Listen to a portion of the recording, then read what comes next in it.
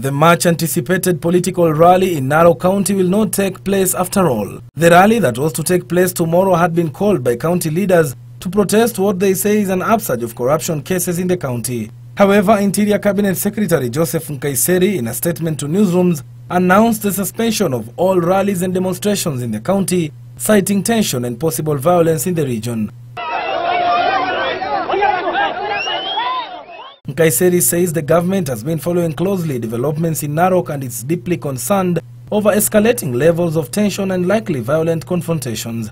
The former Kajiado Central Member of Parliament is instead pleading with leaders drawn from the region to embrace dialogue and desist from employing tactics that might cause chaos. He says investigations on alleged corruption leveled against the county government are underway and there is no need for such rallies.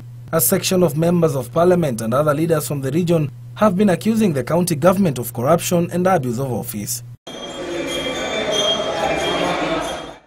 Meanwhile, Coalition for Reforms and Democracy co-principal Kalonzo Musyoka is accusing the West of sidelining African nations in the war against terror. Kalonzo says when some of African nations experience cases of insecurity as a result of terrorism, the West is always ready to issue travel advisories. The thing that struck me was there wasn't a travel advisory emanating for the whole of Europe, from Europe and the world, to say nobody should set their foot in Paris or any part of France because it is terrorist invested.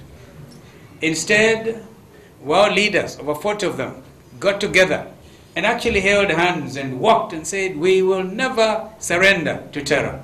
He urged Kenyans to unite in the war against terror.